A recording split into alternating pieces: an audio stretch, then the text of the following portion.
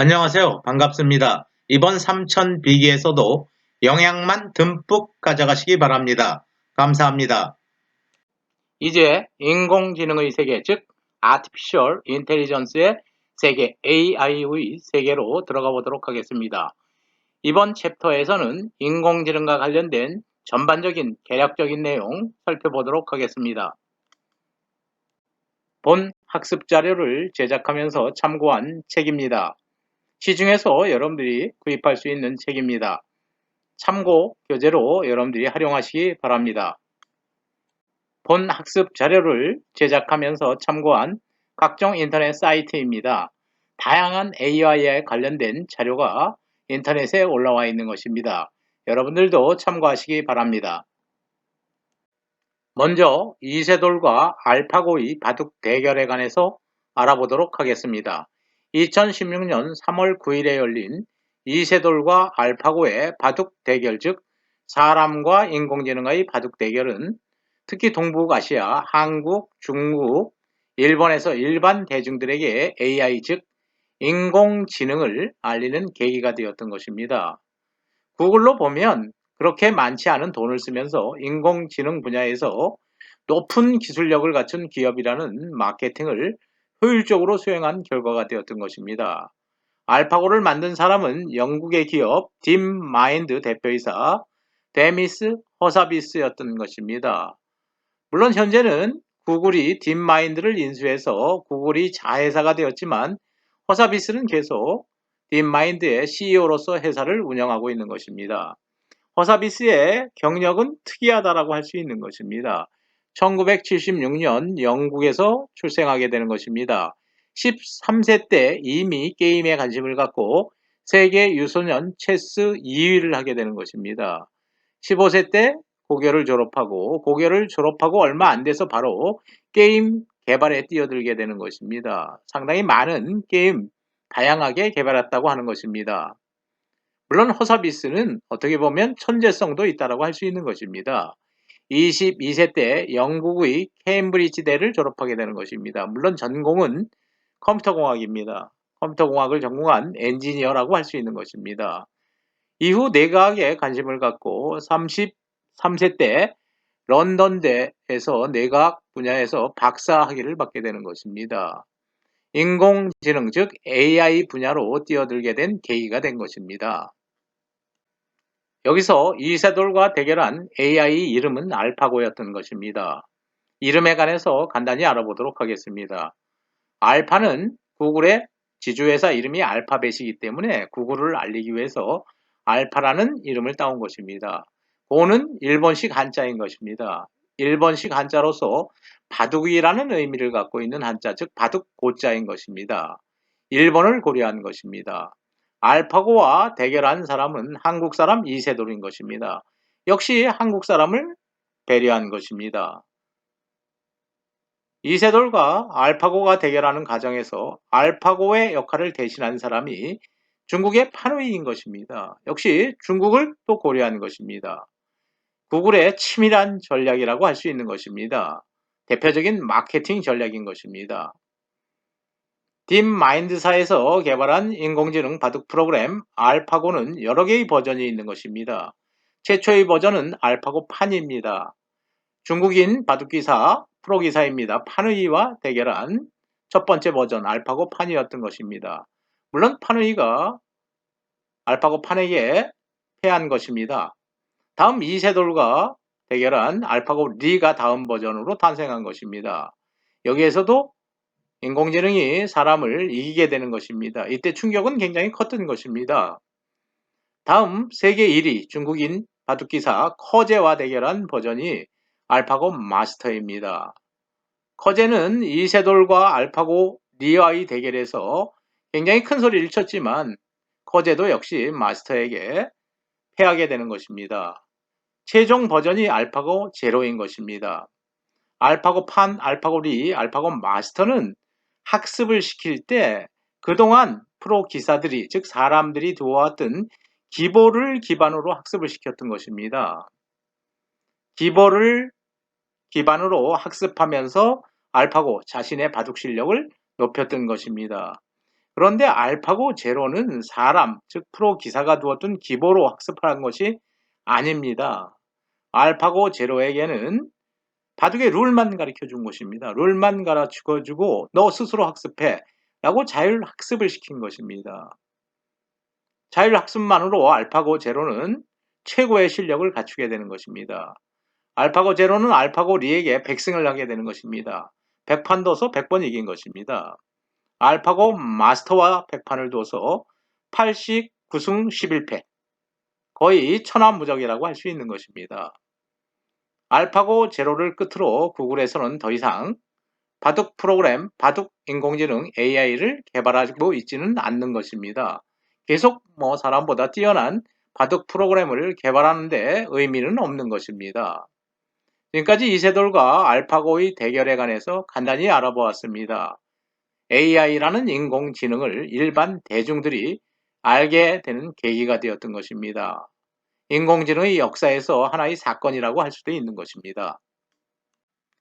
AI의 개념에 관해서 알아보도록 하겠습니다. 먼저 자연지능과 인간지능을 정의하도록 하겠습니다. 자연지능이라는 것은 생명체가 갖고 있는 지능을 의미하는 것입니다. 물론 인간도 태어날 때부터 자연스럽게 지능을 갖게 되는 것입니다. 이와 같이 인간이 갖고 있는 지능을 일명 휴먼 인텔리전스, 인간 지능이라고 하는 것입니다. 그렇다면 지능이라는 것은 어떤 능력을 의미하는 것인가? 다양하게 정의할 수 있지만 우리는 지각하고 추론하며 인지하고 학습하는 능력으로 정의할 것입니다. 여기서 지각 능력이라는 것은 오감을 통해서 외부로부터 받아들인 자극이 뇌로 전달되면 그 자극이 무엇인지를 해석해서 반응하는 능력이다 라고 정의할 수 있는 것입니다. 추론 능력이라는 것은 이미 알고 있는 사실과 지식으로부터 새로운 사실을 유추하는 능력을 의미하는 것입니다. 인지 능력이라는 것은 새로운 상황을 인식하고 신속히 대처하는 능력으로 정의할 수 있는 것입니다. 마지막으로 학습하는 능력이라는 것은 새로운 지식을 습득하는 능력을 의미하는 것입니다. 다시 말해서 지능이라는 것은 지각하고 추론하며 인지하고 학습하는 능력으로 정의할 수 있다는 것입니다. 그렇다면 인공지능은 무엇인가? 인공지능 정의하도록 하겠습니다. 인공지능이라는 것은 기계로 실현한 지능을 의미하는 것입니다. 일명 머신 인텔리전스, 기계 지능이라고 하는 것입니다. 생명체 또는 인간이 갖고 있는 지능을 기계로 실현한 것을 인공지능이라고 하는 것입니다. 더 넓게 정의하면 인간처럼 생각하는 시스템, 인간처럼 행동하는 시스템으로 정의할 수도 있는 것입니다. 앞으로의 인공지능은 마음도 소유할 수 있는가? 라는 질문을 할 수 있는 것입니다. 슬픔, 사랑, 행복, 기쁨 등을 소유할 수 있는가? 다시 말하면 눈물을 흘리는 인공지능을 구현할 수 있는가? 라는 질문인 것입니다. 우리는 앞으로의 연구 영역이다 라고 할 수 있는 것입니다. AI의 기본 개념 이어가도록 하겠습니다. 인공지능이 이러한 사진을 봤을 때 분석할 수 있는 결과 몇 가지 알아보도록 하겠습니다. 이 사람은 지금 현재 웃고 있다. 100%라는 것입니다. 조이, 굉장히 즐거운 상태에 있다. 거의 100%에 가까운 상태라는 것입니다. expressiveness, 아주 표정이 풍부한 사람이다. 거의 확실하다. 라는 것입니다. 현재의 인공지능이 이러한 정도의 해석은 충분히 가능하다는 것입니다. 물론 앞으로 우리가 인공지능을 학습하다 보면 이 이외에 더 고도화된 기능도 수행할 수 있는 것입니다. 인공지능은 빠르게 지금 현재 발전하고 있는 것입니다. 다음은 AI 시스템의 출현에 관해서 알아보도록 하겠습니다. AI라는 용어는 1956년 처음으로 사용되었습니다. 1956년 이후 다양한 인공지능, 즉 AI 시스템이 출현한 것입니다. AI 시스템이 출현하면 사람들은 인간과 인공지능의 대결에 관심을 갖고 있었던 것입니다. 다양한 대결이 지금까지 이루어진 것입니다. 1967년 체스 종목에서 처음으로 사람과 인공지능이 대결을 벌인 것입니다. 아마추어 선수와 체스 프로그램 맥핵이 대결을 한 것입니다. 맥핵 승리였습니다. 96년, 97년 체스 종목으로 다시 대결을 하는 것입니다. 물론 세계 챔피언이 승리한 적도 있고 다시 인공지능이 승리한 경우도 있는 것입니다. 퀴즈쇼에서도 대결을 한 것입니다. 퀴즈쇼에서는 IBM의 왓슨이 승리를 한 것입니다. 인공지능이 승리를 한 것입니다. 장기, 포커 등의 분야에서도 인공지능과 사람이 대결을 한 것입니다. 포커의 경우에는 포커 선수가 이긴 것입니다. 승리를 한 것입니다. 장기인 경우에는 인공지능 어웨이크가 승리를 이룬 것입니다. 바둑, 우리가 지난 슬라이드에서 살펴보았지만 알파고가 모두 사람을 이긴 것입니다. 인공지능의 기술이 굉장히 발전했기 때문에 알파고가 모두 프로 선수들을 이겼다라고 할 수 있는 것입니다. 인공지능, 즉 기능이 고도화된 현재의 AI 시스템이 출현하는 데는 또 다른 이유가 있다는 것입니다. 세계적인 대기업들이 인공지능에 굉장히 관심을 많이 갖고 있다는 것입니다. 관심을 많이 갖고 있다는 것은 부가가치가 굉장히 큰 영역이라는 것입니다. 이러한 기술을 소유했을 때, 인공지능 기술을 선점했을 때 그 이익은 바로 기업의 이익과 직결된다는 것입니다. 미국의 구글, 페북, 애플, IBM, 마소 모두 AI 시스템에 관심을 갖고 있는 것입니다. 모두 미국 기업이지만 중국 기업들도 AI 부분에 굉장히 관심이 많은 것입니다. 바이두, 텐센트 등 중국의 대기업들 모두 AI 시스템 영역으로 들어와 있는 것입니다. 일부 영역에서는 미국보다 오히려 중국 AI 기술이 더 발전했다라는 평가도 있는 것입니다. AI의 발전 과정에 관해서 알아보도록 하겠습니다. AI의 발전 과정을 연대기로 나타낸 그림입니다. 앨런 튜링은 영국의 수학자이자 물리학자입니다. 천재입니다.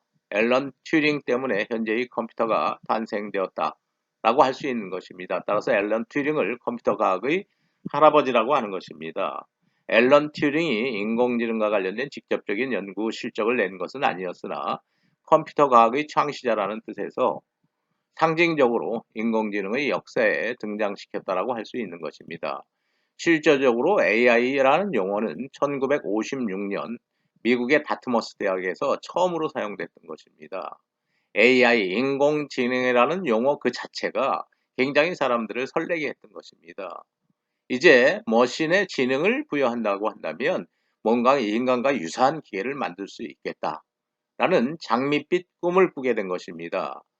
그러나 해보니까 안 되었던 것입니다. 예를 들면 익스클루시브 오화 논리 연산조차도 AI가 해결을 못하더라 라는 실망감에 사람들은 포기를 한 경우도 상당히 많았던 것입니다. 1980년대 초, 즉 70년대 중반부터 1980년대 초까지는 AI의 암흑기라고 할 수 있는 것입니다. AI로서는 아무것도 안 돼 라고 많은 사람들이 연구를 포기했던 것입니다.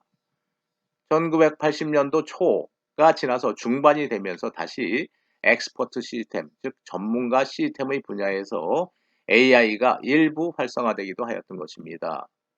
인간을 닮은 인간과 유사한 기계를 만드는 대신에 인간이 수행하는 특정 영역, 기계화가 가능한 영역만을 대상으로 해서 AI 시스템을 개발하고자 하는 분야가 엑스퍼트 시스템, 대표적인 분야가 법률 분야와 의학 분야에서의 진단 분야인 것입니다.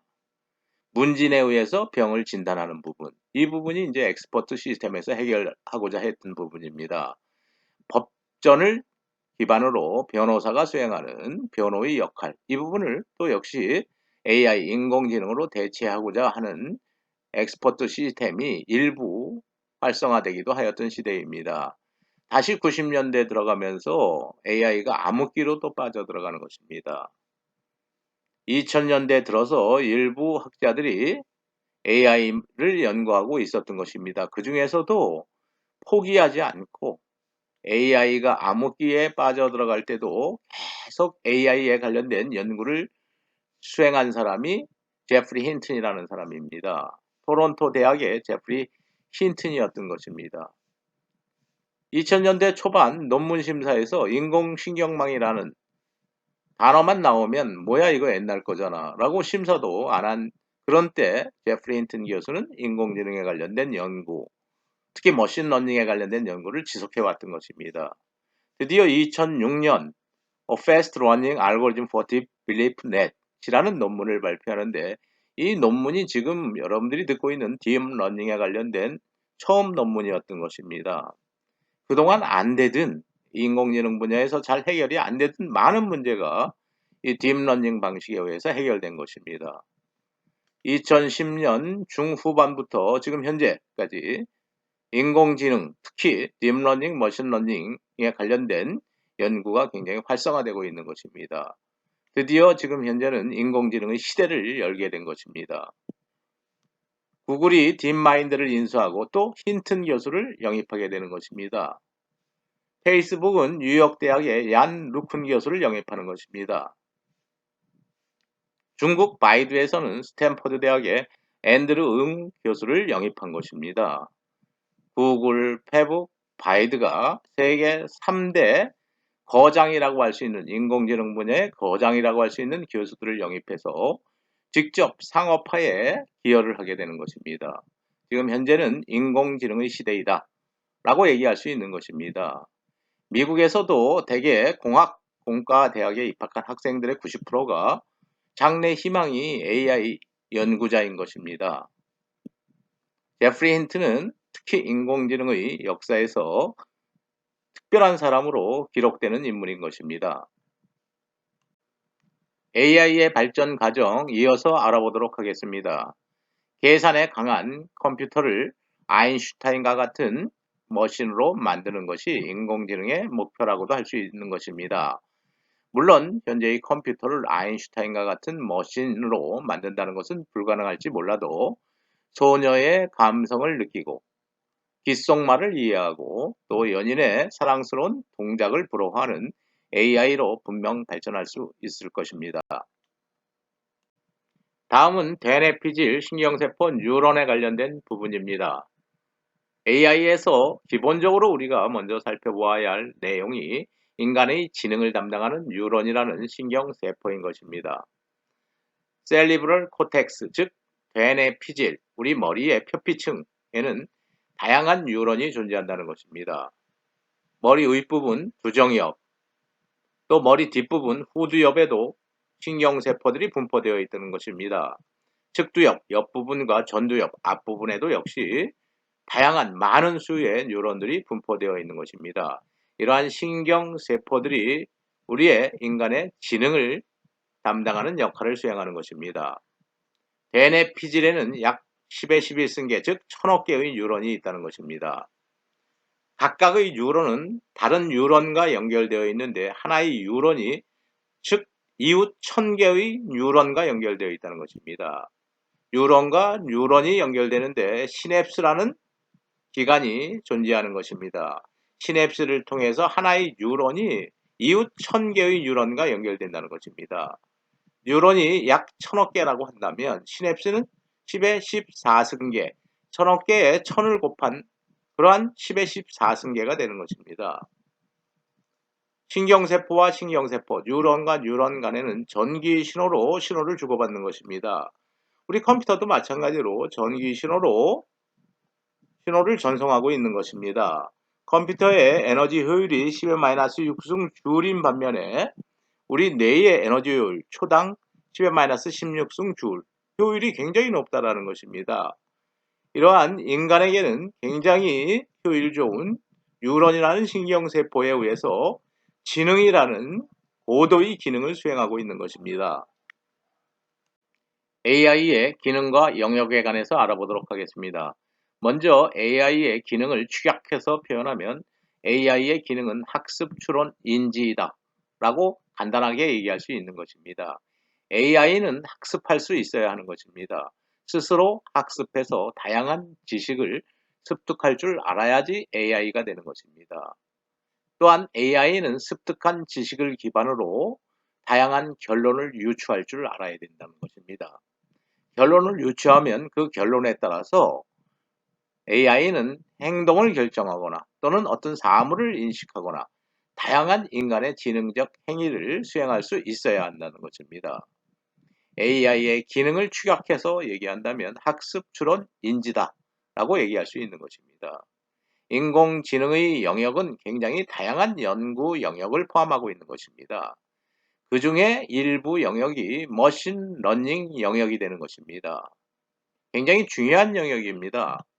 인공지능에서 굉장히 중요한 부분, 즉 학습과 관련된 부분을 해결하고자 하는 부분이 머신러닝 분야인 것입니다. 머신러닝의 세부 테크놀로지로서 지금 현재 딥러닝이라는 학문 분야 연구 영역이 굉장히 지금 발달하고 있는 것입니다. 인공지능 영역 내에서 학습과 관련된 영역이 머신러닝, 기계 학습인데 그 기계 학습 분야에서 굉장히 파워풀한 알고리즘 방식으로 등장한 것이 딥러닝이다 라고 이해하시면 될 것 같습니다. AI의 기능과 연구 영역에 관해서 알아보도록 하겠습니다. AI의 기능을 축약하면 학습, 추론, 인지라고 우리가 요약할 수 있는 것입니다. 인공지능 분야에서 학습에 관련된 부분이 기계학습인 것입니다. 머신러닝 분야인 것입니다. 이러한 머신러닝 분야에서 가장 파워풀한 이론 또는 알고리즘으로 등장한 것이 딥러닝인 것입니다. 딥러닝에는 비지도학습, 지도학습, 강화학습 방식이 있는 것입니다. 비지도학습, unsupervised learning, 선생님 없이 수행하는 자율학습인 것입니다. 지도학습, supervised learning, 즉 선생님이 학습을 시켜주는 것입니다. enforcement learning, 강화학습 부분은 자신이 학습한 내용 중에서 성과가 가장 높다라고 하는 부분을 더 강화시키는 학습인 것입니다. 우리가 앞으로 unsupervised learning, enforcement learning, supervised learning, 머신 러닝에 관해서 주로 살펴볼 것입니다. 생물학적 신경회로망 뉴럴 네트워크 구조에 관해서 알아보도록 하겠습니다. 우리 사람의 뇌에는 생물학적 신경회로망이 구축되어 있다는 것입니다. 다시 말하면 뉴런들이 서로 네트워크 구조로 연결되어 있다는 것입니다. 뉴런과 뉴런의 연결에 관해서 알아보도록 하겠습니다. 뉴런과 뉴런은 시냅스를 통해서 연결되어 있는 것입니다. 시냅스는 뉴런과 뉴런을 연결하는 역할을 수행하는 것입니다. 뉴런과 뉴런은 서로 신호를 주고받을 수 있어야 하는 것입니다. 특정 뉴런으로부터 타 뉴런으로 신호를 전달할 때 사용하는 것이 축색 돌기인 것입니다. 축색 돌기를 통해서 신호를 전달하는 것입니다. 특정 뉴런은 다른 뉴런으로부터 신호를 전달받을 수 있어야 되는 것입니다. 전달받을 때 사용되는 것이 수상 돌기인 것입니다. 수상 돌기를 통해서 신호를 전달받는 것입니다. 뉴런과 뉴런은 시냅스를 통해서 연결되어 있는 것입니다. 특정 뉴런은 다른 뉴런에게 축색 돌기를 통해서 신호를 전달하는 것입니다. 특정 뉴런은 수상 돌기를 통해서 다른 뉴런으로부터 신호를 전달받는 것입니다. 시냅스에서의 신호의 전송 과정에 관해서 알아보도록 하겠습니다. 윗부분이 축색 돌기인 부분입니다. 아랫부분이 수상 돌기인 부분입니다. 시냅스로 연결되는 것입니다. 특정 뉴런이 다른 뉴런으로 신호를 축색 돌기를 통해서 전달하고 있는 것입니다. 축색 돌기를 통해서 전달되는 신호는 전기 신호인 것입니다. 시냅스에서 화학적 신호로 변환되는 것입니다. 시냅스에서는 이러한 화학적 신호를 이웃한 뉴런으로 전달되는 것입니다. 화학적 신호를 전달할 경우에 시냅스의 끝부분에서 다시 전기 신호로 바뀌는 것입니다. 수상 돌기를 통해서 이웃한 신호로 전송되는 것입니다. 축색 돌기로 전달되어 온 신호, 전기 신호는 시냅스에서 화학적 신호로 변환돼서 화학적 방식에 의해서 화학 물질을 분사하는 방식으로 신호를 전달한 후에 다시 전달된 화학 물질에 대응되는 전기 신호를 발생시켜서 이웃한 뉴런의 수상 돌기를 통해서 전달한다는 것입니다. 시냅스에서의 신호 전달 방식입니다. 우리 사람의 뇌에는 많은 뉴런들이 표피층에 존재하는 것입니다. 그러한 뉴런들은 시냅스로 연결되어 있는 것입니다. 이러한 시냅스의 역할은 일종의 스위치의 역할이다 라고 얘기할 수 있는 것입니다.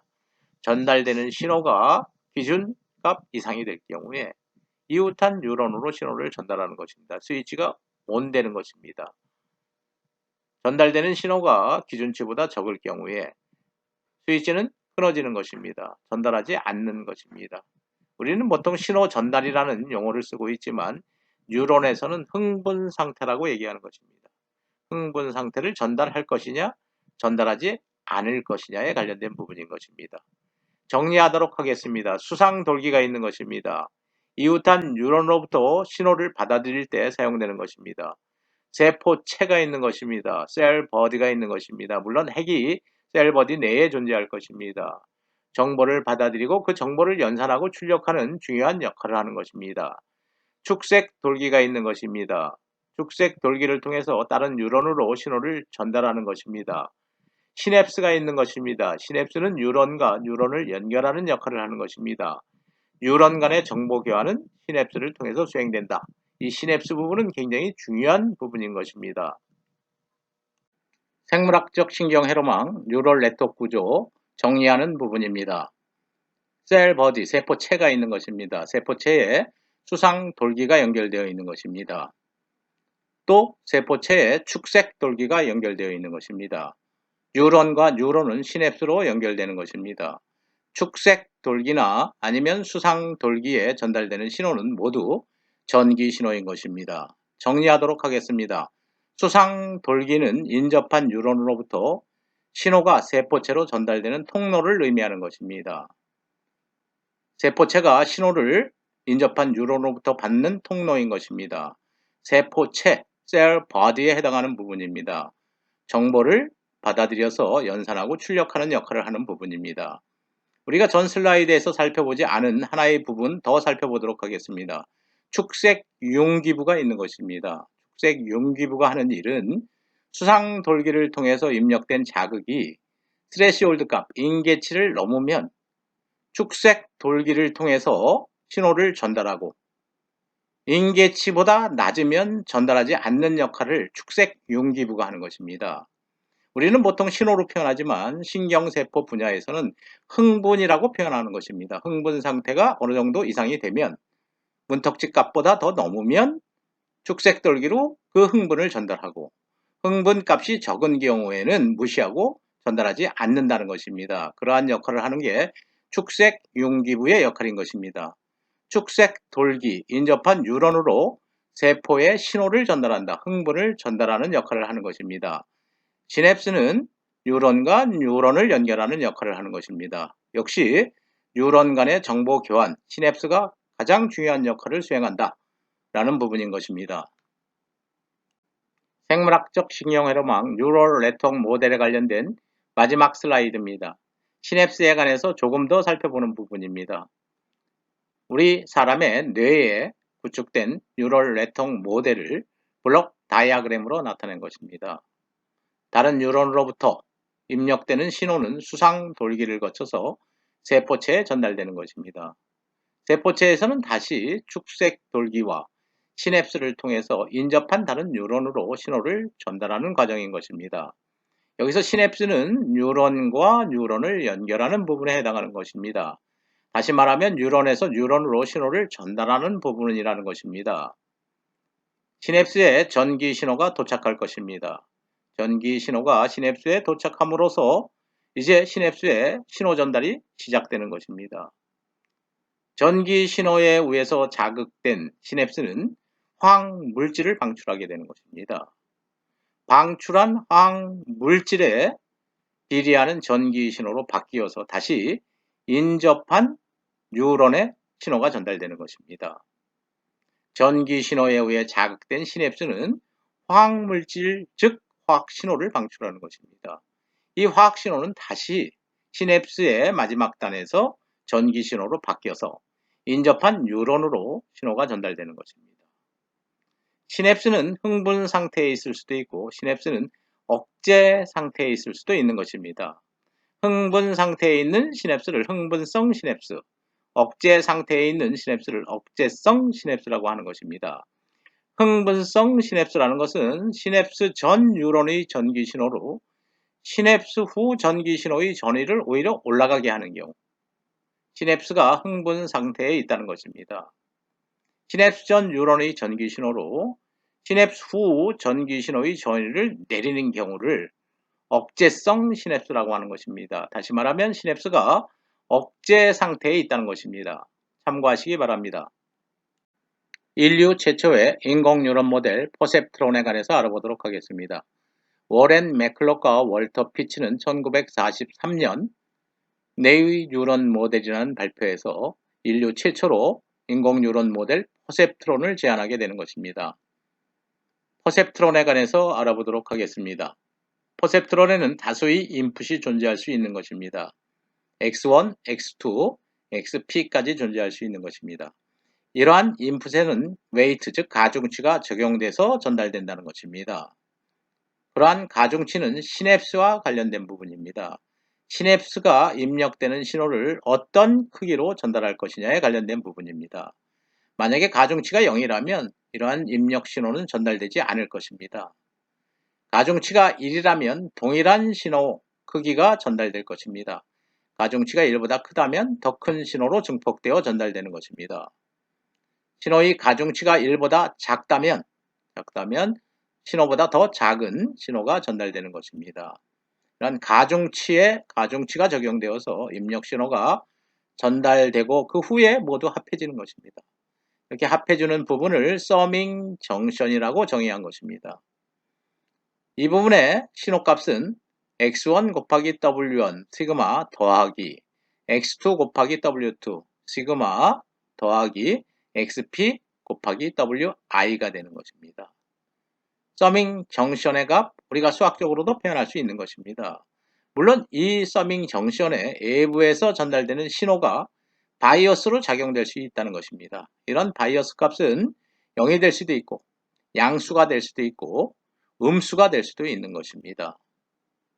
서밍 펑션에 바이어스 값이 더해진 결과는 최종 출력으로 표현되기 위해서 액티베이션 펑션을 거친다는 것입니다. 이러한 액티베이션 펑션은 다양한 함수가 존재할 수 있는 것입니다. 우리가 다음에 자세히 살펴볼 내용입니다. 이 경우에 액티베이션 펑션은 시그넘 펑션으로 정의한 것입니다. 시그넘 펑션의 경우에 S값이 0과 같거나 0보다 크면 플러스 1로 처리한다는 것입니다. 만약에 S값이 서밍 정션의 최종 출력값이 0보다 작다면 Y값은 모두 마이너스 1로 처리한다는 것입니다. 이러한 퍼셉트론의 동작을 수학적으로 표현해 보도록 하겠습니다. S, 서밍 정션의 출력값은 W1, X1 플러스 시그마 플러스 W2, X2 플러스 WI 곱하기 XP 플러스 그 결과의 바이어스 값 B가 되는 것입니다. S는 시그마, I는 이코로 1에서 P까지 WI 곱하기 XI 플러스 바이어스 값이 되는 것입니다. 이러한 S값은 액티베이션 펑션을 거쳐서 최종 출력으로 나타날 것입니다. 시그넘 펑션을 대상으로 하는 경우에 이러한 S값이 0과 같거나 0보다 크면 플러스 1로 0보다 작으면 마이너스 1로 최종 출력을 결정하는 것입니다. 퍼셉트론 모델에 관해서 우리가 살펴보았습니다. 이러한 퍼셉트론 모델은 여러분들이 보지 않고도 그릴 수 있어야 하는 것입니다. 또 역시 그 동작을 수학적으로 표현할 수도 있어야 되는 것입니다. 다음은 인류 최초의 인공뉴런 모델 퍼셉트론을 이용해서 문제를 하나 해결해 보도록 하겠습니다. 문제는 주말 뮤직 페스티벌에 참석할지의 여부를 결정하는 문제입니다. 페스티벌에 참석 여부 결정 입력 조건은 날씨, 친구, 교통에 있는 것입니다. 입력이 3개인 것입니다. 날씨는 좋은가 나쁜가? X0는 바이너리 변수인 것입니다. 가질 수 있는 값은 1 또는 0인 것입니다. 친구가 같이 가기를 원하는가 원하지 않는가? 교통이 편리한가 불편한가에 관련된 입력 조건 3개가 주어지는 것입니다. 우리가 뉴럴 네트워크 즉 퍼셉트론을 설계하는 것입니다. 지금 입력이 3개입니다. X0, X1, X2 입력 3개를 설정한 것입니다. 각각의 입력에는 웨이트가 적용될 것입니다. 시냅스에 관련된 부분입니다. 시냅스의 연결 강도에 관련된 부분입니다. W0, W1, W를 통해서 입력이 셀 버디로 전송될 것입니다. 물론 외부의 바이어스 값을 외부에서 바이어스 값을 입력하는 것을 고려해서 설계할 수도 있는 것입니다. 그렇지만 우리는 이 바이어스 값은 0으로 처리할 것입니다. 셀 버디, 즉 서밍 펑션은 w0, x0 더하기 w1, x1 더하기 w2 곱하기 x2가 되는 것입니다. 이러한 sum 펑션을 f로 놓겠습니다. f는 w0 곱하기 x0 더하기 w1, x1 더하기 w2, x2가 되는 것입니다. 이러한 서밍 펑션, 즉 s 또는 f에는 항상 액티베이션 펑션이 적용되는 것입니다. 이러한 액티베이션 펑션, 우리가 퍼셉트론을 설계하는 거기 때문에 우리가 정해야 되는 것입니다. 액티베이션 펑션을 s가 5와 같거나 5보다 크면 1, s가 0보다 작으면 0으로 설정하도록 하겠습니다. 여기서 s값은 f값과 동일한 값입니다. 서밍 펑션의 값, s값을 f로 표현했을 뿐입니다. f가 5와 같거나 5보다 크면 최종 출력은 1로, f값이 0보다 작으면 최종 출력은 0으로 하는 액티베이션 펑션을 우리가 설계한 것입니다. 최종 출력은 1 또는 0으로 나올 것입니다. 페스티벌에 갈 경우, 가지 않는 경우로 나올 것입니다. 우리는 이러한 퍼셉트론을 설계한 것입니다. 액티베이션 펑션도 우리가 정의를 한 것입니다. 설계한 것입니다. 다음은 우리가 웨이트 값을 설정해야 되는 것입니다. W0, W1, W2 값을 과연 어떻게 놓을 것이냐에 따라서 이 조건 여부가 성립하는지 성립하지 않는지가 결정되는 것입니다. 문제에서 주어졌습니다. 뮤직을 너무나 좋아해서 친구가 동참하지 않고 교통이 불편하더라도 페스티벌에 간다라는 것입니다. 그런데 나쁜 날씨는 무척 싫어해서 날씨가 나빠지면 무조건 페스티벌에 불참한다는 것입니다. 날씨에 관련된 가중치가 W0인 것입니다. 친구, 교통에 관련된 것입니다. 이 날씨 부분이 모든 것을 좌우하는 것입니다. 만약에 날씨가 나쁘면 이 최종 값은 5보다 무조건 작아져야 되는 것입니다. 날씨가 나쁘면 무조건 5보다 작아야 된다. W0의 가중치가 가장 커야 된다는 것입니다. W 가중치를 우리는 6, 2, 2로 설정하도록 하겠습니다. W0가 6, 날씨가 중요한 변수이기 때문에 그런 것입니다.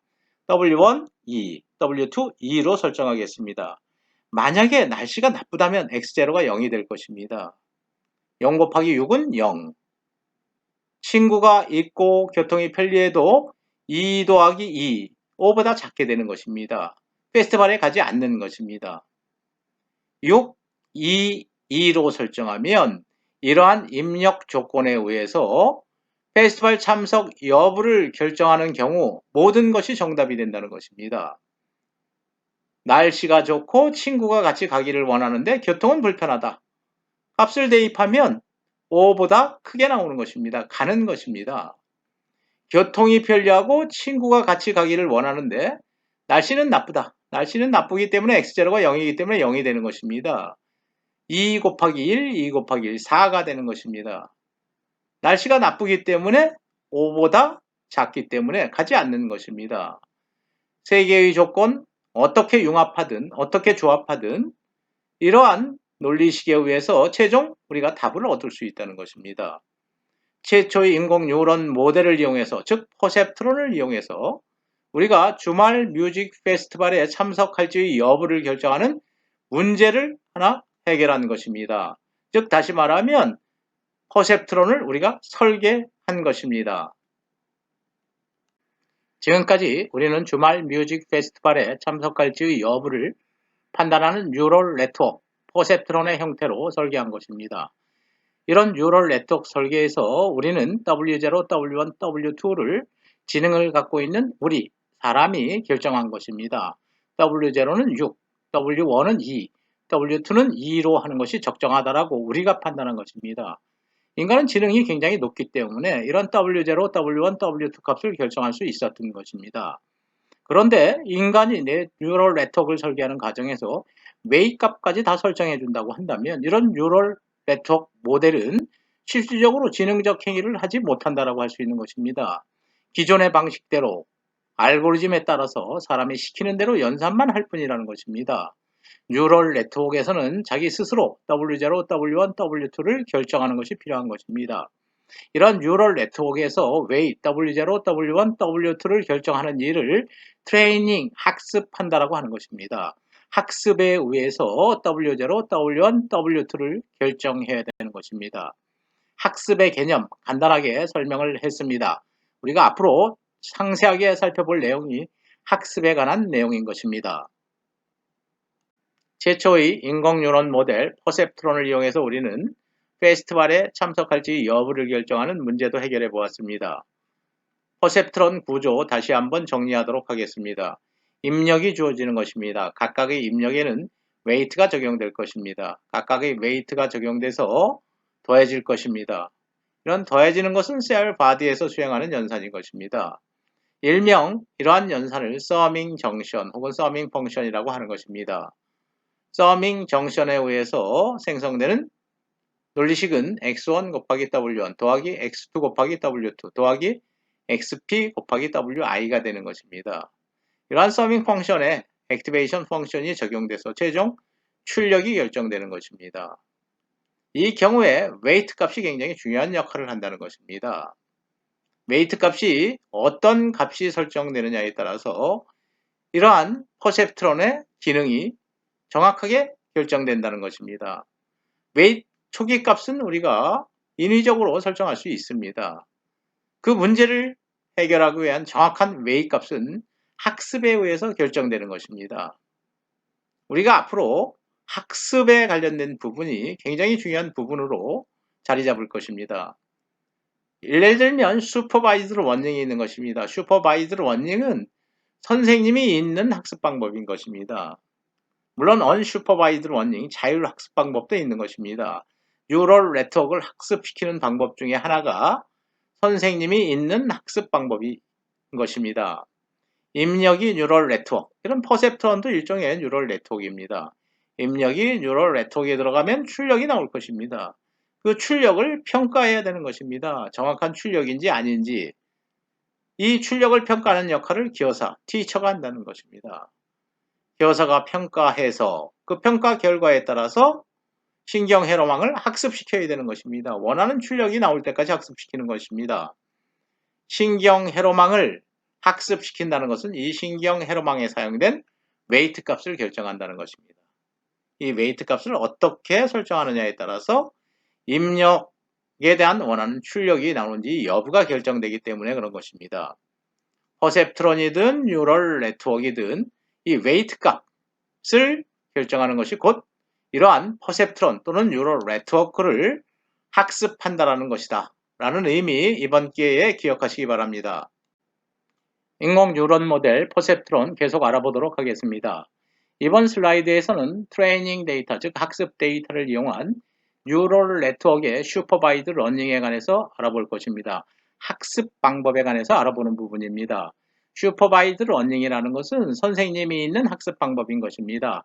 즉 정답을 알고 있는 것입니다. 정답을 알고 그 정답이 나올 때까지 뉴럴 네트워크를 학습시키는 방법. 정답을 안다는 것은 선생님이 있다는 것입니다. 선생님이 너 틀렸으니까 다시 학습해. 너 맞았으니까 웨이값 갱신하지 않아도 돼. 라는 부분인 것입니다. 슈퍼바이드 러닝에 대비되는 용어는 언슈퍼바이드 러닝, 자율학습, 교사가 없는 학습 방법인 것입니다. 여러분들이 이번 슬라이드에서 슈퍼바이드 러닝에 관련된 예를 통해서 학습 모델에 관련된 부분을 명확하게 이해한다면 인공지능의 대부분을 이해할 수 있을 것입니다. 매우 중요한 부분입니다. 꼭 이해하시기 바랍니다. 우리가 원하는 출력, 즉 정답에 해당하는 부분입니다. 정답은 플러스 1 또는 마이너스 1로 나오는, 즉 두 개의 카테고리로 분류되는 문제인 것입니다. 우리는 이러한 문제를 이러한 퍼셉트론, 뉴럴 네트워크를 통해서 해결할 것입니다. 입력이 존재하고 웨이트가 존재하고 서밍 펑션 또는 정션이 존재하고 액티베이션을 통해서 최종 출력이 나오는 시스템인 것입니다. 우리가 앞으로 기호를 사용하는 데 있어서 XN이라는 것은 n번째 스텝, 학습은 여러 개의 단계를 거쳐서 수행되는 것입니다. n번째 단계에서의 입력을 XN으로 표현하도록 하겠습니다. n번째 단계, n번째 스텝에서의 웨이트 값을 우리가 WN으로 표현할 것입니다. n번째 스텝에서의 실제 출력값, Dn으로 표현하겠습니다. 이 실제 출력값은 정답일 수도 있고 우리가 원하지 않는 오답일 수도 있는 것입니다. n번째 스텝에서 나와야 하는 desired 값, 우리가 원하는 값, 정답에 해당하는 값을 dn으로 표시할 것입니다. a는 running rate, 학습률에 해당하는 부분입니다. 0에서 1 사이의 값을 갖는 정수인 것입니다. 상수인 것입니다. 학습률이라는 개념은 앞으로 여러분들이 수업을 진행하면서 이해할 수 있을 것입니다. 여러분들이 중간고사를 준비할 때 하루 전에 벼락치기 하면 중간고사 점수 잘 안 나올 것입니다. 차분차분 단계별로 여러분들이 매주 예습과 복습을 해야지만이 중간고사 성적이 잘 나올 것입니다. 마찬가지입니다. 뉴럴 네트워크에서도 한 번에 학습을 시키는 게 아니라 이 학습률에 따라서 단계별로 학습을 시키는 것입니다. 그런데요, 그 단계를 어떻게 나눌 것이냐를 결정하는 부분이 학습률, 러닝 레이트에 관련된 부분입니다. 학습을 시킨다는 것은 웨이트 값을 업데이트 시킨다는 것입니다. 즉 가중치 값을 업데이트 시킨다는 것입니다. n스텝에서 지금 현재 생성된 웨이트 값을 업데이트 시켜서 n 플러스 1 스텝의 웨이트로 적용한다는 것입니다. n번째 단계에서의 웨이트를 델타 W만큼 업데이트 시켜야 된다는 것입니다. 물론 이 델타 W를 구하는 것이 우리가 이런 뉴럴 네트워크를 학습시키는 것입니다. wn n번째 스텝에서의 웨이트 더하기 보정해야 될 값, 업데이트 해야 될 값을 우리가 구해내는데 이 값은 당연히 우리가 원하는 정답 값에서 실제 출력값, 오차에 해당하는 것입니다. 이 오차에 의해서 실제 지금 현재의 가중치 값을 보정할 수밖에 없는 것입니다. 따라서 우리가 원하는 정답 dn에서 지금 현재 n스텝에서 나오는 실제 출력값을 빼면 이런 오차에 입력을 적용해서 나오는 값을 이용해서 웨이트 값을 보정하는 것입니다. 그런데 단 한 번에 보정할 수는 없는 것입니다. 단계별로 조금씩 보정해 나가야 되는 것입니다. 그러한 단계별로 보정해 나가는 부분을 결정하는 것이 바로 A, running rate A에 해당하는 부분입니다. 웨이트를 업데이트하는 공식, 여러분들 꼭 알아두셔야 되는 것입니다. n 플러스 1번째 단계에서의 웨이트를 구하기 위해서는 현재 단계에서의 웨이트를 델타 W만큼 보정해야 된다는 것입니다. 이러한 보정값은 원하는 값에서 정답에서 지금 현재 실제 출력값을 뺀 오차를 입력과 곱한 후에 다시 러닝 레이트와 곱해서 결정한다는 것입니다. 중요한 부분입니다. 꼭 기억하시기 바랍니다. 우리가 설계한 뉴럴 네트워크를 학습시키기 위해서 트레이닝 데이터가 주어진 것입니다. 즉 다시 말하면 입력과 정답이 주어지는 것입니다. 이러한 트레이닝 데이터는 많을수록 좋은 것입니다. 여러분들이 인공지능 분야에서 중요한 것이 데이터다 라는 부분이 바로 이러한 것과 관련되는 것입니다. 이러한 트레이닝 데이터가 많아야지 학습을 시킬 수 있는 것입니다. 이러한 입력이 들어갔을 때, 즉 x1이라는 입력, 1, 2, 0, 1이라는 4개의 입력이 들어갔을 때 최종적으로 출력, 원하는 출력은 -1인 것입니다. 학습 데이터 하나 주어진 것입니다. 또 다른 학습 데이터가 주어진 것입니다. 두 번째 입력 0, 1.5, -0.5, -1이라는 것이 우리가 설계한 뉴럴 네트워크에 입력되었을 때 최종 출력, 원하는 값은 -1, 정답은 -1이 나와야 한다는 것입니다. 다음 세 번째 입력, 이러한 입력이 들어갔을 때 꼭 이러한 출력이 나와야 되는 것입니다. 정답인 것입니다. 우리가 지금 설계한 뉴럴 네트워크 모델에서의 출력은 -1 또는 +1입니다. 액티베이션 펑션이 적용됐기 때문에 그런 것입니다. 출력이 양수로 나오면 +1, 출력이 음수로 나오면 -1로 설정한다는 것입니다. 웨이트의 초기치 값은 임의로 설정하면 되는 것입니다. 임의로 1, -1, 0, 0.5로 설정한 것입니다. 러닝 레이트, 즉 학습률을 0.1로 설정한 것입니다. 첫 번째 단계, 즉 학습 단계로 들어가 보도록 하겠습니다. 먼저 웨이트과 입력값을 곱하는 것입니다. 웨이트과 입력값을 곱하고 그 다음에 액티베이션 펑션을 적용하면 출력이 나오는 것입니다. 웨이값 초기치, 0번째 단계에서의 웨이값, 즉 초기치, 첫 번째 단계에 적용되는 것입니다. 첫 번째 학습 데이터 이용하도록 하겠습니다. x1, 첫 번째 학습 데이터 곱해주는 것입니다. 따라서 웨이 초기치 곱하기 첫 번째 입력 곱하면 1 곱하기 1 더하기 마이너스 1 곱하기 마이너스 2 더하기 0 곱하기 0 더하기 0.5 곱하기 마이너스 1 계산하면 2.5가 되는 것입니다. 이러한 2.5에다가 액티베이션 펑션을 적용하면 양수이기 때문에 최종 출력은 1이 되는 것입니다. 최종 출력은 1이 나온 것입니다. 그런데 이러한 입력이 유로 네트워크에 입력되면 원하는 출력은 마이너스 1이 나와야 한다는 것입니다. 따라서 실제 출력과 원하는 출력은 서로 상이하게 되는 것입니다. 오차가 존재하는 것입니다. 따라서 웨이 값을 보정, 학습시켜야 되는 것입니다. 0번째 적용했던 웨이 값, 초기치 그대로 1, 마이너스 1, 0, 0.5인 것입니다. 플러스 오차 값은 실질적으로 우리가 원하는 값은 마이너스 1입니다. 마이너스 1. 출력은 1이, 실제 출력은 1이 나온 것입니다. 마이너스 1에서 실제 출력 1을 뺀 것입니다. 여기에다가 입력을 곱한 결과와 러닝 레이트, 학습률을 우리는 문제에서 0.1로 주어져 있습니다. 0.1을 곱하면 되는 것입니다. 지난 슬라이드에서 살펴본 부분, 현재 웨이트를 이만큼 갱신, 업데이트 시켜야 하는데 업데이트 시켜야 할 양은 원하는 값에서 실제 출력 값을 뺀 오차에 입력을 곱한 것에 다시 학습률을 곱한 것이다. 똑같은 것입니다.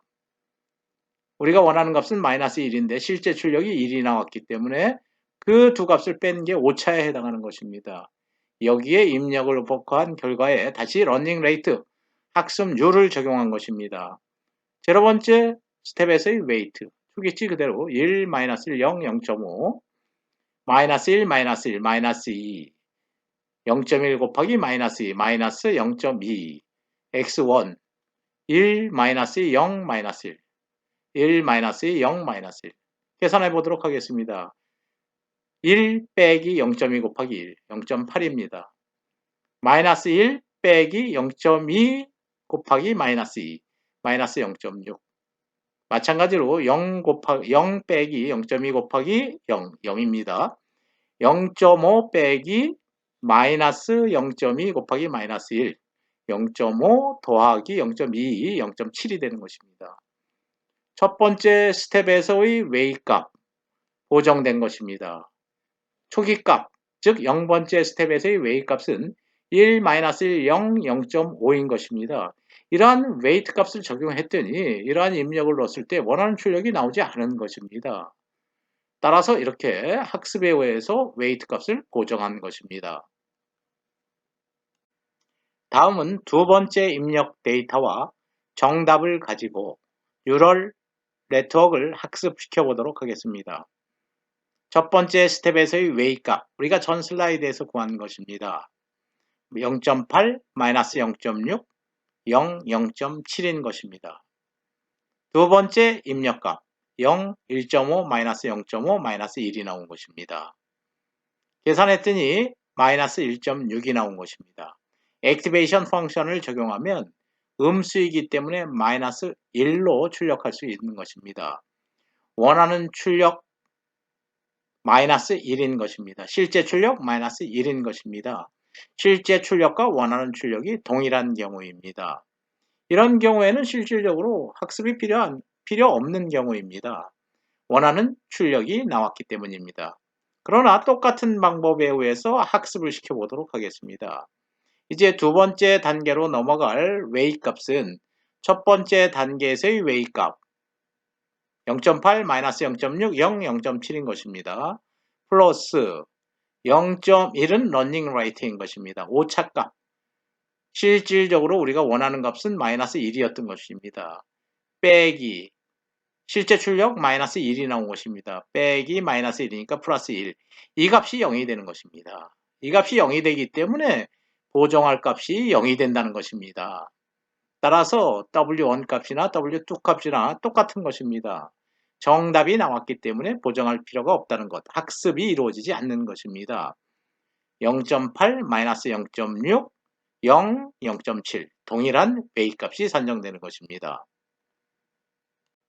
다음은 세 번째 입력 데이터를 이용해서, 즉 트레이닝 데이터인 것입니다. 이러한 학습 데이터를 이용해서 학습을 계속 진행하도록 하겠습니다. 세 번째 입력 데이터 마이너스 1, 1, 0.5, 마이너스 1이 주어진 것입니다. 이러한 입력이 우리가 설계한 뉴럴 네트워크에 입력되었을 때 실질적으로 우리가 원하는 출력은 1이 나와야 한다는 것입니다. 출력을 구해보도록 하겠습니다. 먼저 서밍 정션의 출력은 W1, X1 더하기 W2 곱하기 X2 더하기 W3 곱하기 X3 더하기 W4 곱하기 X4가 되는 것입니다. 따라서 우리가 주어진 2단계에서의 웨이 값, 지난 슬라이드에서 있었던 값과 이러한 입력 값을 곱해주면 마이너스 2.1이 나오는 것입니다. 여기다 액티베이션 펑션을 적용하도록 하겠습니다. FG에 액티베이션 펑션을 적용하면 마이너스이기 때문에 최종 출력은 음수이기 때문에 마이너스 1로 출력되는 것입니다. 이러한 세 번째 입력이 들어갔을 때 우리가 원하는 출력은 1이었던 것입니다. 그러나 실제 출력은 마이너스 1이 나온 것입니다. 따라서 실제 출력과 원하는 정답이 틀렸기 때문에 웨이트를 업데이트 시켜야 되는 것입니다. 업데이트 시키는 방법, 즉 3단계에서의 웨이 값은 2단계에서의 웨이 값, 우리가 지난 슬라이드에서 구한 값입니다. 더하기 5차에 해당하는 부분입니다. 실제 우리가 원하는 출력은 1인 것입니다. 원하는 출력은 1인데 실질적으로 나온 출력은 마이너스 1. 그래서 1에서 마이너스 1을 하면 오차가 플러스 2가 된다는 것입니다. 이러한 오차의 입력값을 곱한 후에 러닝 레이트를 곱하면 되는 것입니다. 이렇게 해서 계산한 값은 0.6, 마이너스 0.4, 0.1, 0.5가 되는 것입니다. 초기치는 웨이 값이 1, 마이너스 1, 0, 0.5였던 것입니다. 그러나 최종 우리가 학습한 후에 웨이 값은 0.6, 마이너스 0.4, 0.1, 0.5가 되는 것입니다. 만약에 이러한 학습 데이터, 트레이닝 데이터가 하나, 둘, 세 개가 아니라 100개가 주어졌다면 더 세밀한 웨이 값이 산출될 것입니다. 입력 데이터가 많으면 많을수록 학습률 또는 학습의 정확도도 높아지는 것입니다. 웨이 값 업데이트 시키는 과정, 공식 여러분들이 꼭 이해하시기 바랍니다. 우리는 지금까지 퍼셉트론 형식으로 설계된 뉴럴 네트워크에서 입력 데이터와 정답을 가지고 웨이트를 구하는 과정, 즉 웨이트를 구한다는 것은 그런 뉴럴 네트워크 모델을 학습시킨다는 것입니다. 이런 학습시키는 과정에 관해서 상세하게 알아보았습니다. 꼭 이해해야 하는 부분인 것입니다. 퍼셉트론과 관련된 스토리 하나 알아보고 넘어가도록 하겠습니다. 이러한 퍼셉트론은 모델로만 존재하는 이론이었는데 1957년 로젠블렛이 실질적으로 하드웨어로 구현한 것입니다. 또 1960년에도 역시 하드웨어로 구현한 것입니다. 이러한 하드웨어를 일명 아들린이라고 이름을 붙인 것입니다. 어댑티브 리니어 뉴런의 준말인 것입니다. 메들린인 것입니다. 메들린은 여러 개의 매니 애들린, 여러 개의 애들린을 이용해서 성능을 개선시켰다는 것입니다. 세상이 놀란 것입니다. 이론으로 존재하던 모델에 불과했던 퍼셉트론이 하드웨어로 구현된 것입니다. 드디어 1958년 7월 8일 뉴욕 타임즈는 오보를 내게 되는 것입니다. False Promise, 잘못된 전망을 하게 되는 것입니다. 미 해군은 리빌 발표했다라는 것입니다. 앞으로 전자컴퓨터, 일렉트로닉 컴퓨터의 씨앗이 될 하나의 시스템을 발표했다는 것입니다. 어떻게 보면 시조가 된다는 것입니다. 앞으로 나오게 될 일렉트로닉 컴퓨터는 기대되는데 walk, 걸어 다닐 수도 있고 talk, 말할 수도 있고 see, 볼 수도 있으며 write, 쓸 수도 있고 또 reproduce itself, 복제할 수도 있다고 전망을 한 것입니다. 더 나아가서 자신의 존재를 인지할 수 있다. 자아를 실현할 수 있다는 것입니다. 인간과 동일한 컴퓨터가 탄생한다는 오보를 낸 것입니다. 장밋빛 전망이라고 할 수 있는 것입니다. 물론 로젠블렛에 의해서 이러한 연구가 진행됐다는 것입니다. 로젠블렛은 버팔로에 있는 코넬 항공연구소에 근무하는 사이콜로지스트, 심리학자라고 할 수 있는 것입니다. 이런 로젠블렛은 퍼셉트론이야말로 앞으로 스페이스 익스플로러, 우주 탐험가로서 행성을 탐험할 수도 있다라고 전망한 것입니다. 이러한 오보를 뉴욕 타임즈가 낸 것입니다. 물론 잘못된 전망이지만 우리 사람이 인공지능에 대한 기대는 굉장히 예나 지금이나 엄청나게 컸다는 것입니다. 다음은 퍼셉트론을 이용해서 AND/O와 익스클루시브 O와 논리 연산을 수행하는 네트워크 모델을 설계하는 부분입니다. 먼저 AND/O와 익스클루시브 O와 논리 연산의 경우에 출력을 리니어리, 세퍼러블, 선형적으로 분리할 수 있는지에 관해서 알아보도록 하겠습니다. 먼저 O와 논리 연산입니다. O와 논리 연산은 입력 중에 어느 것 하나라도 1이면 출력이 1이 되는 논리 연산인 것입니다. 입력이 둘 다 0이면 0이 되는 논리 연산. 입력 중에 어느 것 하나라도 1이면 출력이 1이 되는 논리 연산. 입력 중에 가로는 0이지만 세로 부분이 1이면 출력이 1이 되는 논리 연산. 가로축도 1, 세로축도 1. 어느 것 하나라도 1이면 출력이 1이 되는 논리 연산. 1이 나오는 것입니다. 출력이 1인 경우가 3가지, 0인 경우가 1가지입니다. 이러한 1이 나오는 경우와 0이 나오는 경우 리니어, 선형적으로 구분할 수 있는 것입니다. 이러한 리니어, 직선에 의해서 플러스인 경우와 마이너스인 경우 쉽게 우리가 구분할 수 있는 것입니다. 다음 슬라이드에서 우리가 퍼셉트론으로 쉽게 설계할 수 있다는 것을 여러분들이 이해할 수 있을 것입니다. 리니얼리 세퍼러블, 선형적으로 구분이 가능하기 때문에 쉽게 설계할 수 있는 것입니다. 다음은 AND 논리 연산에 관해서 알아보도록 하겠습니다. AND 논리 연산은 입력이 모두 다 1일 때만 출력이 1이 되는 논리 연산입니다. 입력이 모두 다 1일 때만, 세로축도 1, 가로축도 1일 때만 1이 되는 논리 연산. 그 이외에는 0이 되는 논리 연산인 것입니다. 이런 경우에도 출력은 두 가지의 경우로 나오는데 논리 연산이기 때문에 두 가지의 경우로 나오는 것입니다. 선형적으로 세퍼러블, 분리할 수 있겠느냐라는 문제인 것입니다. 이런 선형 직선을 그으면 되는 것입니다. 0이 나오는 경우 아니면 1이 나오는 경우 선형적으로 쉽게 구분이 되는 것입니다. 다음 슬라이드에서 우리가 쉽게 퍼셉트론으로 AND 논리 연산을 구현할 수 있는 것입니다. 익스클루시브 OR의 경우에 프로블렘, 문제가 생기는 것입니다. 선형적으로 세퍼러블 할 수 있겠느냐 한번 살펴보자는 것입니다. 익스클루시브 OR 논리 연산은 입력이 서로 다를 때만 출력이 1이 되는 논리 연산인 것입니다. 입력이 서로 같을 때 0, 0일 때는 출력이 0이 되는 논리 연산. 입력이 둘 다 1, 1, 가로축도 1, 세로축도 1인 경우에 출력이 0이 될 것입니다. 가로축은 0이고 세로축만 1일 때 서로 다를 때 출력이 1이 되는 논리 연산. 역시 출력이 1이 되는 논리 연산인 것입니다. 출력이 1이 되는 경우와 출력이 0이 되는 경우 선형적으로 세퍼러블 할 수 있겠느냐라는 부분 살펴보시기 바랍니다. 직선을 이렇게 그으면 안 되는 것입니다. 이렇게 그어도 안 되는 것입니다. 선형적으로 플러스와 마이너스 기호를 분리할 수 없는 것입니다. 이런 경우에 초창기에 퍼셉트론으로 익스클루시브 OR 논리 연산조차 구현할 수 없었다고 해서 굉장히 자책을 한 것입니다. 인공지능, 특히 퍼셉트론은 의미 없는 모델이다 라는 말까지 나온 것입니다. 리니어리, 즉 선형적으로 세퍼러블을 할 수 없는 것입니다. 만약에 리니어리가 아니라고 한다면 플러스와 마이너스 기호를 구분하는 방법은 있을 것입니다.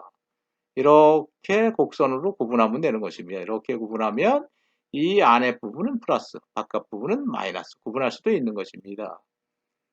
익스클루시브 OR 논리 연산에서의 퍼셉트론으로의 구현의 문제, 다음 슬라이드에서 우리가 상세하게 살펴볼 것입니다. 다음은 AND 논리 연산을 수행하는 퍼셉트론을 설계하는 문제인 것입니다.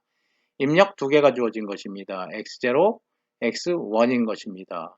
이러한 입력은 가중치를 통해서 서밍 정션에 전달될 것입니다. W0와 W1으로 표기하는 것입니다. 서밍 정션에 적용되는 값은 F는 W0 곱하기 X0 더하기 W1 곱하기 X1이 되는 것입니다. 이러한 서밍 정션 값은 다시 액티베이션 펑션을 통과할 것입니다. 여기서 우리가 액티베이션 펑션은 문턱지 값을 0.5로 하겠습니다. 서밍 정션에 의해서 나오는 값이 0.5와 같거나 0.5보다 크면 출력은 1이 되게 설정하는 것입니다. 만약에 0.5보다 작다면 0으로 설정할 것입니다. 출력은 1 또는 0이 되는 것입니다. 우리가 그렇다고 한다면 이런 서밍 정션에서 W0와 W1 이 웨이트 값을 어떻게 해야 될지 설정해 보도록 하겠습니다. X0와 X1이 모두 다 1일 때만 이 값이 0.5 이상이 되어야 한다는 것입니다. 만약에 X0가 1이거나 또는 X1만 1인 경우에는 0.5보다 크면 안 된다는 것입니다. 이러한 측면에서 W0를 0.3, W1을 0.4로 놓으면 될 것입니다. 물론 W0도 0.3, W1도 0.3으로 놓아도 되는 것입니다. 어떤 연산 결과가 나오는지 실질적으로 계산을 해보도록 하겠습니다. W0는 0.3, W1은 0.4라고 우리가 가정하는 것입니다. X0와 X1 모두 다 0, 0일 때 0 곱하기 W0 플러스 0 곱하기 W1 하면 0이 나오는 것입니다. 0.5보다 작기 때문에 0으로 처리될 것입니다. X0가 0, X1이 1인 경우 0 곱하기 W0 더하기 1 곱하기 W1, W1이 되는 것입니다. W1은 0.3이기 때문에 0.5보다 작은 값입니다. 따라서 0으로 처리할 것입니다. X0가 1이고 X1이 0인 경우에 역시 계산해보면 W0 0.3, 0.5보다 작은 것입니다. X0도 1, X1도 1인 경우에 1 곱하기 W0 더하기 1 곱하기 W1 하면 W0 더하기 W1 0.3 더하기 0.4, 0.5보다 커지게 되는 것입니다. 따라서 이 세 개의 경우에는 0이 되고 이 경우에만 1이 되는 출력을 산출하는 것입니다. 트루스 테이블을 통해서 살펴보도록 하겠습니다. 둘 다 0일 때 0, X0와 X1이 각각 0, 1일 때 0, 1, 0일 때 0, 모두 다 1일 때만 1이 되는 논리연산, AND 논리연산을 수행하는 퍼셉트론을 우리가 설계한 것입니다. 물론 우리가 다음에 살펴보게 될 익스크루시브와 논리연산의 출력은 입력이 서로 다른 때만 1이 되는 논리연산을 의미하는 것입니다. AND 논리연산을 수행하는 퍼셉트론, 우리가 설계하고 가중치 값을 우리가 결정해 본 것입니다. 물론 이런 가중치 값은 트레이닝에 의해서, 학습에 의해서 결정되는 것입니다. 다음은 오화 논리 연산을 수행하는 퍼셉트론 설계하는 문제입니다. 입력 역시 두 개로 주어진 것입니다. X0와 X1. 이러한 입력 값은 웨이트 값을 통해서 서밍 정션에 전달될 것입니다. 서밍 정션에 전달되는 값은 F는 W0 곱하기 X0 더하기 W1 곱하기 X1이 될 것입니다. 이러한 서밍 정션에서 산출된 값은 액티베이션 펑션을 통과하게 되는 것입니다. 우리는 이러한 액티베이션 펑션을 정의하는 것입니다. 즉, 스레시홀드 값, 문턱지 값으로 0.5를 설정해서 0.5보다 큰 값이 나오면 1, 0.5보다 작은 값이 나오면 0으로 설정하는 액티베이션 펑션을 적용한 것입니다. 출력 y는 0 또는 1로 나올 것입니다.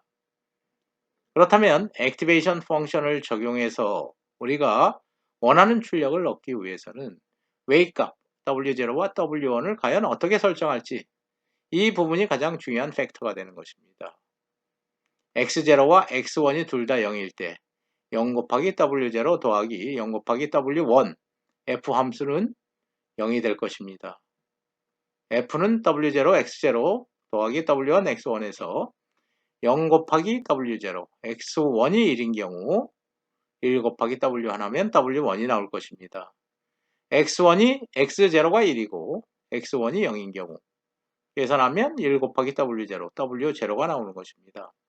X0도 1, X1도 1인 경우 W0 더하기 W1이 나오는 것입니다. 오화 논리 연산은 입력이 모두 다 0일 때만 0이 되는 논리 연산, 즉 입력 중에 어느 것 하나라도 1이면 출력은 1이 나오는 논리 연산을 의미하는 것입니다. W1, W0, W0 플러스 W1은 모두 다 0.5보다 커야 되는 것입니다.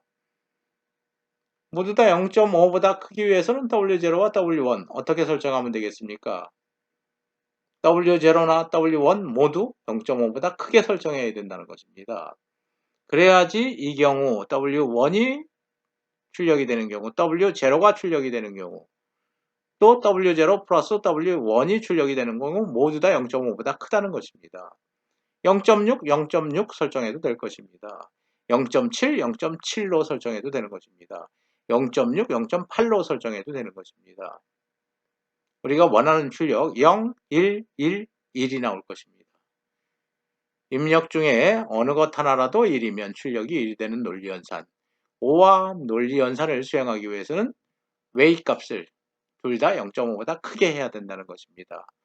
5와 논리연산을 수행하는 퍼셉트론을 우리가 설계한 것입니다.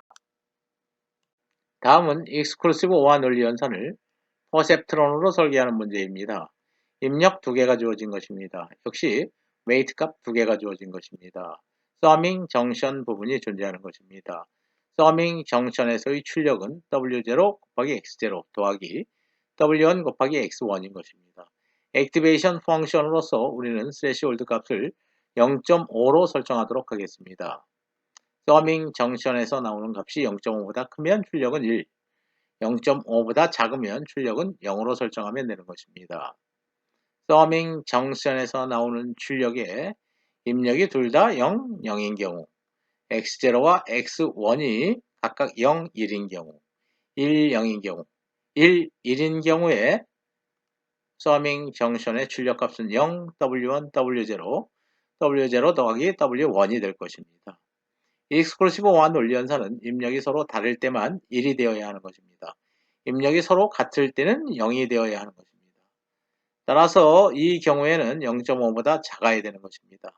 이 두 개의 경우에는 입력이 서로 다른 경우이기 때문에 서밍 정션의 값이 0.5보다 크게 나와야 되는 것입니다.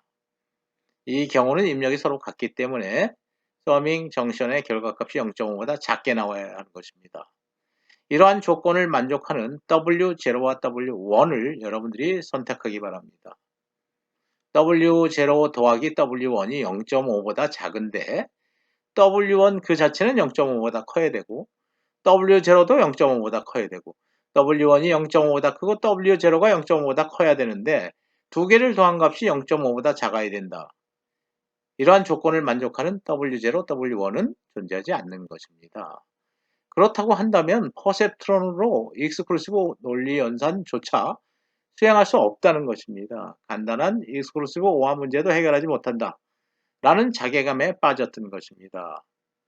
이러한 문제를 해결하기 위해서는 2개 또는 3개의 레이어를 갖는 뉴럴 네트워크를 설계하면 되는 것입니다. 그러한 것들을 일명 다층 퍼셉트론이라고 하는 것입니다. 멀티 레이어 퍼셉트론, 3레이어 퍼셉트론으로 어떤 문제도 해결이 가능한 것입니다. 다음은 멀티레이어 퍼셉트론에 관해서 살펴볼 것입니다. 다음은 멀티레이어 퍼셉트론에 관해서 알아보도록 하겠습니다. 1969년 MIT AI 랩의 설립자 마빈 민스키가 멀티레이어 퍼셉트론에 관해서 언급한 내용인 것입니다.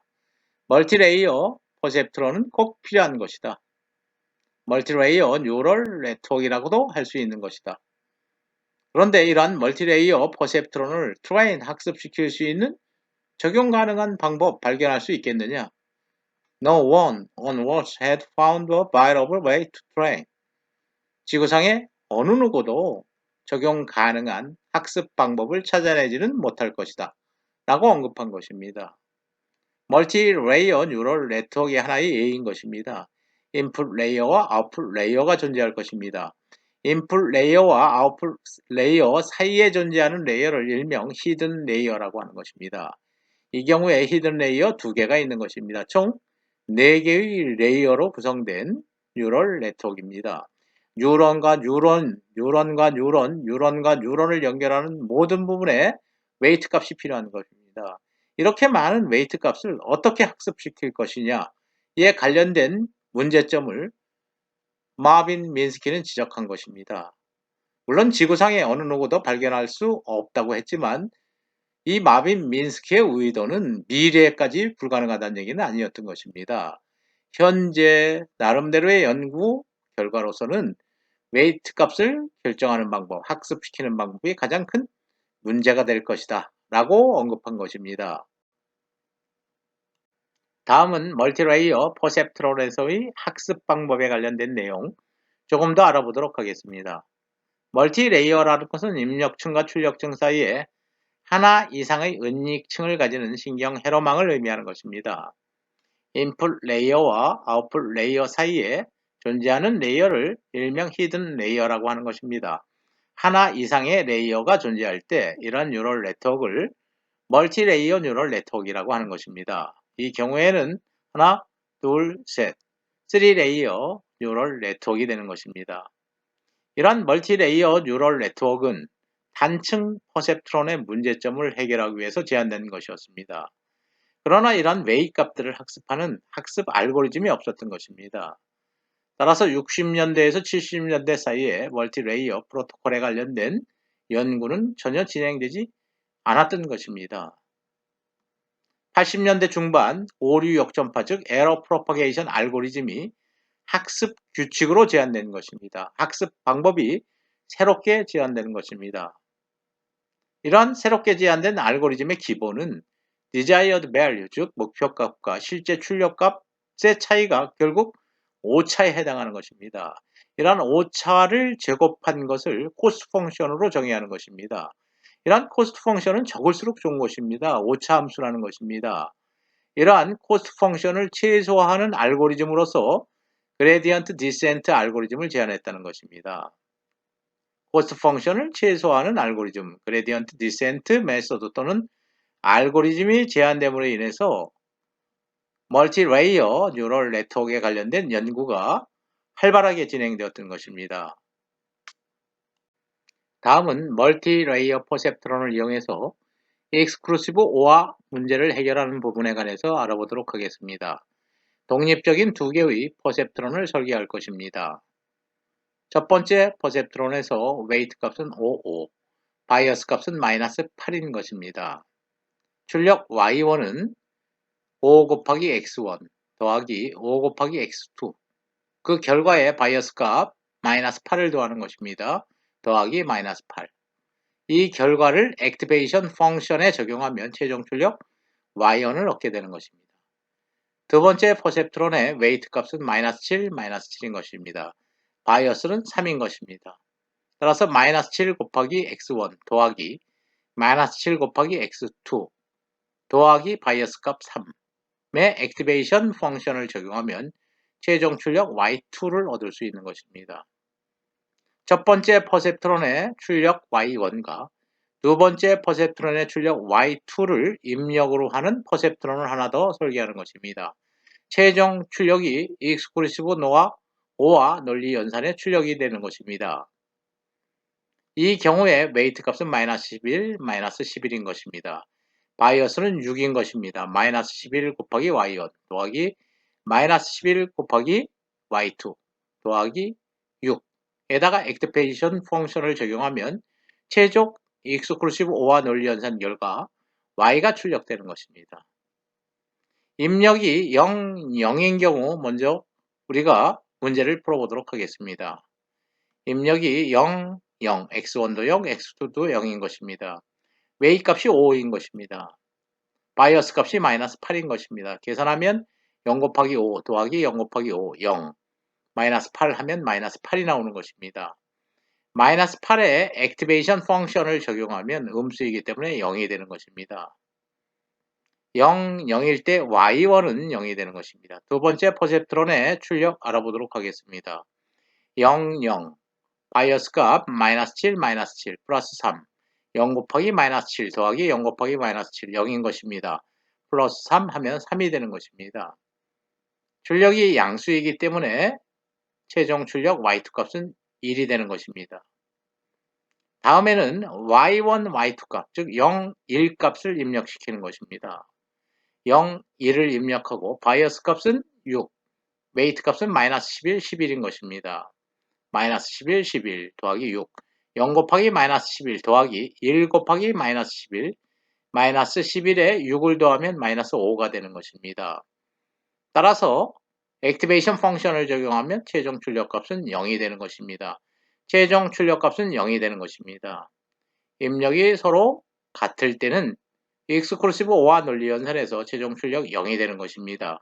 익스클루시브 OR 논리 연산의 결과와 동일한 것입니다. 마찬가지로 입력을 0, 1로 했을 때, 또 입력을 1, 0, 1, 0으로 했을 때 계산해보면, 최종 출력을 계산해보면 이 익스클루시브 OR 논리 연산 결과와 동일할 것입니다. 이와 같이 멀티 레이어로 퍼셉트론을 구성하면 익스클루시브 OR 문제가 해결된다는 것입니다.